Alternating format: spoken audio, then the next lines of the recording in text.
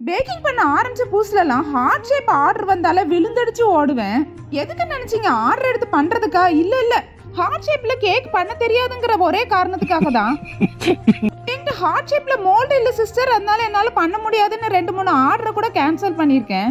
ஆனா ஹார்ட் ஷேப்பை இவ்வளவு ஈஸியா கொண்டு வந்துடலாமான்னு தெரிஞ்சதுக்கு அப்புறம் தான் இதுக்காடா நம்ம இவ்வளவு நாள் பயந்தோம்னு சொல்லிட்டு ஹார்ட் ஷேப்ல எல்லாம் ஆர்டர் வந்தா ஈஸியா பண்ணி கொடுத்துருவேன். அப்படிதான் ஒரு கஸ்டமர் நாங்க லவ் பண்ணி 6 இயர்ஸ் கம்ப்ளீட் ஆயிருக்கு.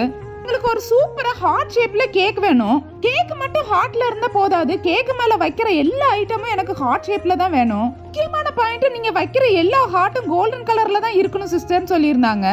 இவ்வளவு கண்டிஷன் போடுறத பார்த்தா கேக் பாக்ஸ் முத கொண்டு ஹார்ட் ஷேப்ல தான் வேணும் கேட்பாங்களோன்னு கொஞ்சம் பயந்துட்டேன். சரி தம்பி, நீங்க கேட்ட மாதிரியே சூப்பரா ரெடி பண்ணி தந்துறேன்னு சொல்லிட்டு நானும் கேக் வேலையை ஆரம்பிச்சிட்டேன். இதை ரெடி பண்ணிட்டு இருக்கும் போதே அந்த தம்பிகிட்ட இருந்து கால் வந்துச்சு. உங்களால வேற என்ன எல்லோ கலர்ல பண்ண முடியும் சிஸ்டர்னு கேட்டாங்க. அதான் ரசமலாய் ட்ரீம் கேக் இருக்கேன்னு சொன்னதுக்கு அப்ப அதுலயும் ஒண்ணு தந்துருங்க சிஸ்டர்னு கேட்டு வாங்கிக்கிட்டாங்க.